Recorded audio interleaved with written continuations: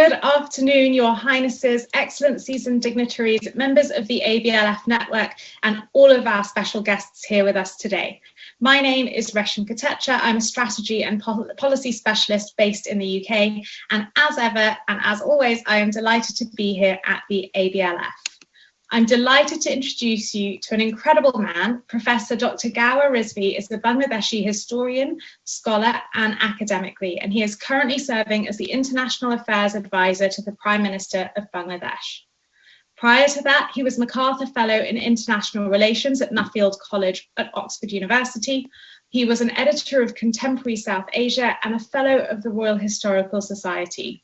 He has held too many appointments at too many universities for me to name them all individually, but he has held appointments at the University of Oxford, the University of Warwick, the University of Canterbury, and the Harvard Kennedy School. So, Dr. Rizvi, thank you so much for being here with us today. Thank you, Resham. That's a pleasure. So we've had, of course, a lot of challenge, economic and international disruption caused by COVID-19. Do you think that this will result in governments reprioritising their budgetary allocations to spend more on health infrastructure? And what are you thinking governments should be doing more of going forward? No, governments will absolutely have to relook how they govern. The government in the post-COVID period will not be what it used to be before, not only in terms of budget priorities, but actually how we deal with problems. My fear is that once the crisis is over or it goes away, we may easily slip back into our old comfortable method, and that I believe would be wrong. The experience of COVID has really taught us some important lessons. How we deal with that in future is really important, because we will really need to reorder our society. Business as usual will not suffice. At a very superficial level, we have already noticed that a lot of what we used to do, what you and I are doing today, talking a long distance through the Zoom platform digitally. This, of course, is a very positive thing. And this is indeed one of the great achievements. This wider application of it is a great achievement, largely due to the COVID. But where we really need to do, what we need to do is to think of the ordinary people. People who work on factory floors, people who work on the field, people whose work cannot be done digitally or from remote platform, and people who do not have regular employment contracts. So these things need to be thought through, and if we do not do that, I think we will not only have done a great injustice, but we'll have also missed a very, very important opportunity. Absolutely. And of course, we know from the studies and the statistics that it's those people that you've referred to who are suffering and will continue to suffer the implications of COVID much longer than anyone else. You did talk a little bit about reordering society. What does that look like to you? What should that look like to everybody in the next few years? This will have to happen in several ways. And most important of all is today a very large number of people who work without regular contracts. So moment there's a downturn in economy, moment there's a slack in demand, they are thrown out of jobs with nothing to fall back, especially in the developing societies. Very little social safety net, no possibilities of finding alternative sources of income or even keeping their families together. And what is the most frightful aspect of this is a large number of people who were managing a decent or near decent life are now going to fall below the poverty line. Let me just give you the example of Bangladesh. We had done an extraordinary job of trying to reduce poverty. Absolute poverty in Bangladesh had gone down to around 10% under the current government. Now, many people who were marginally above the poverty line may well be below it. So how do we deal with them? What sort of relief we provide for them? How do we restructure our social safety nets? And also, we must work with our private sector, that their employment, their salaries, their medical care should not be, they should not be thrown off the roll just because the company is in danger of losing their profit. So what I'm really saying is the entire notion of employment contract needs to be relooked. There needs to be special bailout funds, special provisions in the budget, which will take care of the people who cannot, who lose their ability to earn a livelihood for no fault of their own. Of course, and you did reference the people who will lose out or drop below the poverty line, and of course, the pandemic has exacerbated and will continue to exacerbate the difference or the divide between the haves and the have-nots. What implications do you think this will have for poverty alleviation programs, especially in developing countries? It will impact on differently at different levels and different sections of the population. The worst sufferers, as we have already seen, are the women. Not only many of the women, particularly in Bangladesh, garment workers are largely women. They have been, some of them have lost their employment opportunities. During the lockdown, when families were huddled together in small accommodations, houses, we noticed the level of violence against women increased. Lot more mental health problems has been created. So it isn't that one addresses just one side. It will have to be looked at multiple sides. Of course, our government did an extraordinary job of making sure that during the lockdown, nobody starved.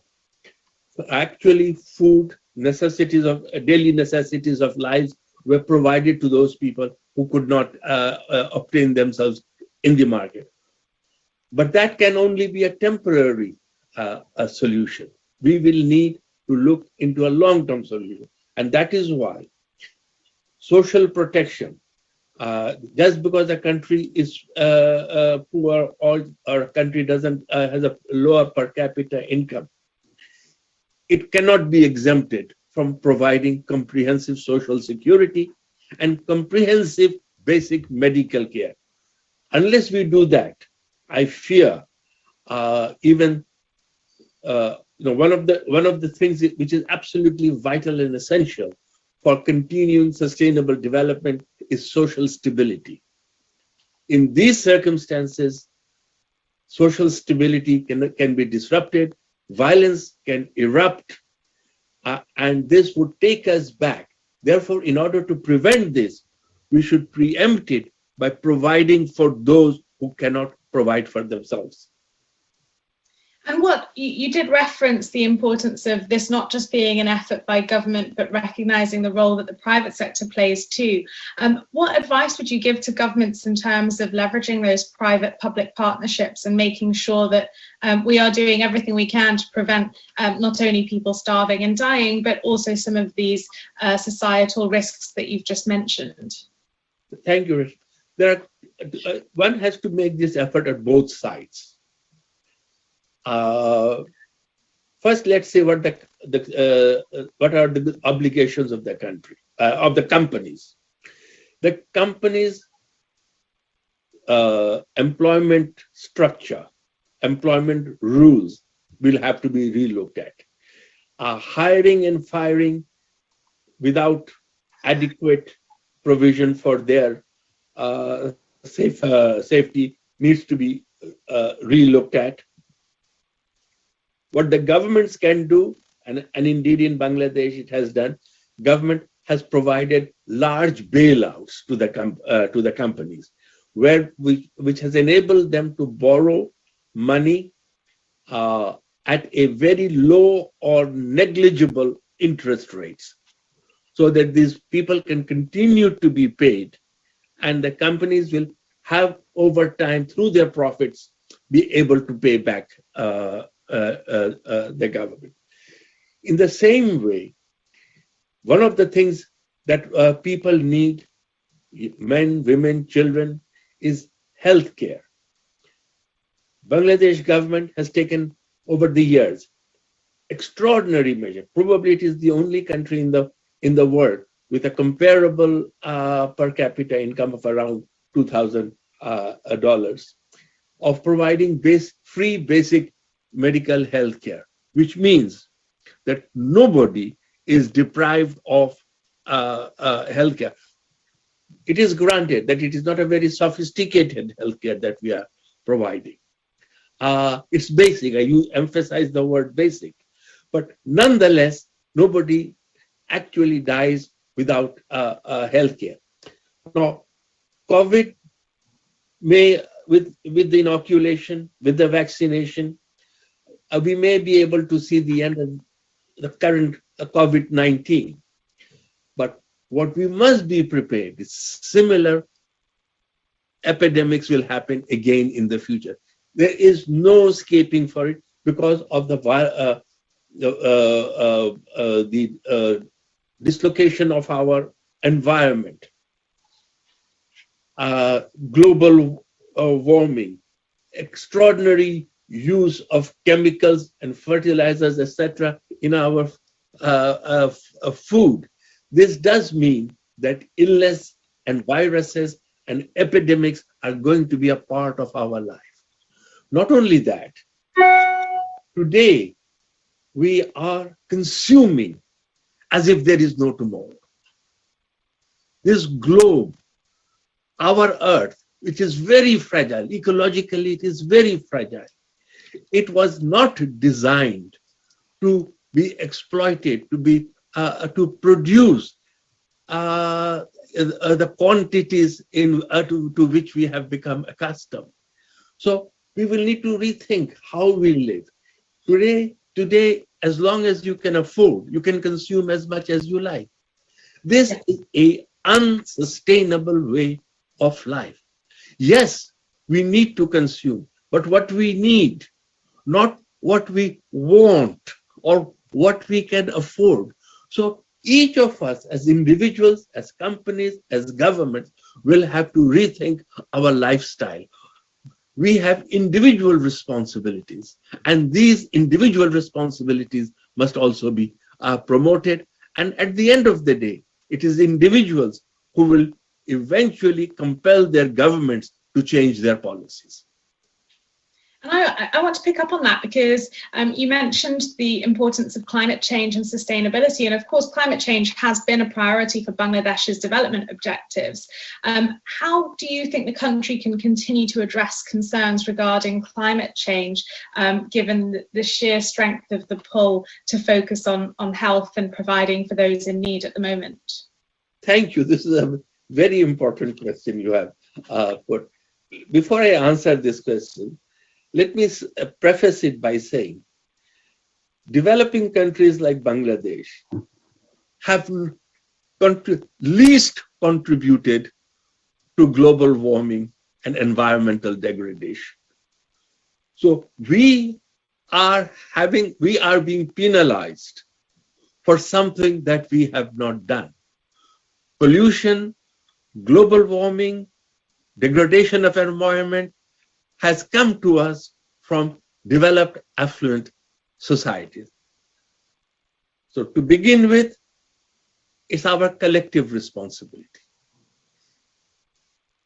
I say this, it is our collective responsibility, but we must understand that this is a selfish, enlightened selfishness, that we all carry the burden together. Mm-hmm. If there is a global warming, as is inevitable, the globe is getting warmer. 1 degree increase in temperature will mean a large part of Bangladesh will be underwater, or at least it will be affected by salinity and salt water, so that agricultural production, livelihood will disappear. What will happen to these millions of people? 40, 50 million people will become homeless. They will not be sitting idle at home. There will start a global mass migration, the like of which we have never seen in history. So it is a joint responsibility for all of us that we prevent such things happening by taking care of our environment. As far as Bangladesh is concerned, we realized we are a very fragile, environmentally, ecologically very fragile. So while there have been numerous promises and pledges by developed societies, affluent societies, that they will create various environment fund, green fund, and whatnot, we have seen very little of it happening. But we have created our own fund. We are working on it. We are developing new plants, new seeds, so that it can adapt to the climate change. And we are reducing our own footprint so that less damage is caused. But again, as I said, it's a global problem. It's a shared problem. And when this happens, I fear we will all be in it together. And therefore, we need to come together and work together. And I think that's such a valid point you've made, Dr. Rizvi, about the importance of cooperation and collective responsibility. Of course, over the last few years, we've seen international policy tensions around the world between different global players. How do you see international cooperation evolving, and what do you think can be done to prevent that retreat from globalization that people fear? Well, for one thing, right at the moment, we can all be cheerful for one thing. President Biden has brought the United States back into the global compact, and this is really a welcome major step. But this is just one important step. We will need, each of us, not only to cut back global emission, which is threatening the increase in global temperature, by rethinking how we can substitute fossil fuel with renewables. Not only in the countries where there is a developed country, but even in countries like mine, Bangladesh. Our per capita consumption of energy is minimal, and yet we need energy for our industrialization, for our development, for our economic expansion. But we are now being put under pressure that we must avoid coal, and any coal plant or fuel plant would not be supported. No international financing or will be available for these things. Punishing developing countries is not the answer. Yeah. Instead, we need to be given new technology. We need to be given accessible solar energy facilities. We need to be given greater and greater access to the market so that our exports can increase, so that we do not have to depend on other countries for their aid. It is trade, not aid, that we are looking for. I mean, basically, time has come for the Western world to listen to the problems that we are facing in developing world. They do not have the prescriptions. Therefore, they should not impose their prescriptions on us. Mm-hmm. We know where the shoe pinches, and we should be helped to remove, they should facilitate us for us to solve our problems, because they will not be able to solve our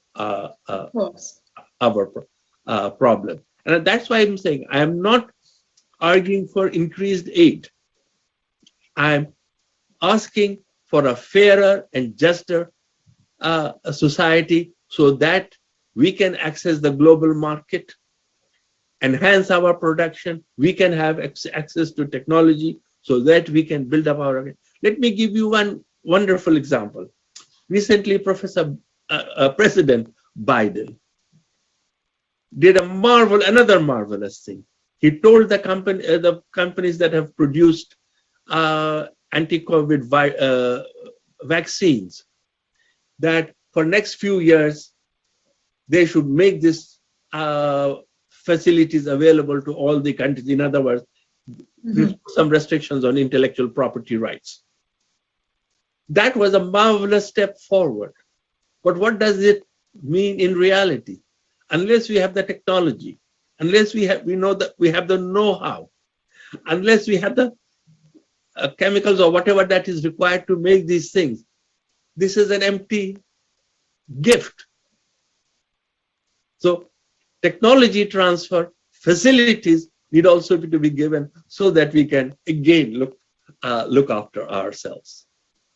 Absolutely, and I think you mentioned that Bangladesh and other countries know what they need, and I do think it's really important. Of course, we often talk in the Western world about us teaching, whereas actually there are many lessons we can all take from each other, and the World Bank's report actually mentioned and held up countries like Bangladesh as success stories. So what are some of the lessons that the world can learn from countries like Bangladesh, like Vietnam, which have been success stories? I have been a student of politics and development for half a century now. And we have the history of international development, global development, almost 3/4 of a century since post-decolonization. When I was at the Ford Foundation, we did a study to ask ourselves, this was directed at Ford Foundation itself, what is the biggest lesson Ford Foundation has learned in its long experience of working in developing society? And honestly, what we learned was a very simple lesson. People who deal with the problem, people who are faced with the problem, people who are tackling the problem, usually also know the answer. Mm-hmm. Outside experts, consultants who fly in, lodge at 5-star hotels and think they know the solution, I fear doesn't work, hasn't worked. So that is why I said earlier on, we should have the capacity to hear them. We are much too arrogant in the West to hear others. We think we know solutions to all the problems. No. What I'm now trying to say is turn it the other way around, listen to them. They know the problems, but they don't have the means to deal with it. Provide the means, provide the assistance, provide the technology, provide the financing that might make it possible for them to deal with their own problems. To me, honestly, this one simple lesson is the most important lesson, and I'm glad to think organizations like World Bank and other developing agencies are beginning to listen, beginning to hear the needs of the developing countries. Absolutely right. And across Southeast Asia, there are millions of young people who have been, well, around the world, of course, but there are millions of young people who have been negatively impacted by loss of education or disrupted education for the last year and a half. How can governments tackle this to ensure that an entire generation don't miss out on realizing their potential and contributing to the economies of the future? Now, this will be a major problem. To an extent, we have all tried to mitigate in varying degrees. In Bangladesh, we were somewhat lucky. The current government, which came to power in 2009, one of its major pledge was to make Bangladesh a digital Bangladesh. So we truly have greater telephone penetration, internet connections, and access to technology in this digital technology than many other countries in comparable level of development. This has meant that many of our schools and colleges have continued to offer online education. Mm-hmm. Of course, it is a poor substitute, but at least some education has not altogether stopped. Universities and colleges have not ceased to teach. In a modest way, they have taught, and it is continuing. But nonetheless, there will be a great deal of setback, especially, again, unfortunately, when something goes wrong, the greatest burden falls on girls. Of course. The girls have missed out on schoolings. And although in our country we have been fighting very hard to prevent underage marriage, but in this calamity, in this crisis, poor families have, one of the things that they have resorted to is giving away their daughters, girls in marriage to reduce their own economic burden. So again, in many fronts, we will have to fight back. Of course. Education is certainly on the top of the list. Well, Dr. Rizvi, I'm so pleased to hear, as a feminist myself, and for the many women and girls out there, that you are on their side and championing their cause. And thank you so much. I wish we had more time, but you have been absolutely fascinating. Thank you for sharing your insights and your knowledge with us today. It's been a privilege. If you have questions, comments, thoughts, please do post on our live social media wall with the hashtag ABLF City. And remember that if you missed a part of this fascinating session with Dr. Rizvi or any other session from today or previous conclaves, you can come right back here after today and watch all of the sessions on demand anytime you'd like. So once again, Dr. Rizvi, thank you so much. To our audience, thank you for joining us today. And remember that we are back every month featuring global leaders in powerful conversations. Thank you, Resham. Such a pleasure. Thank you.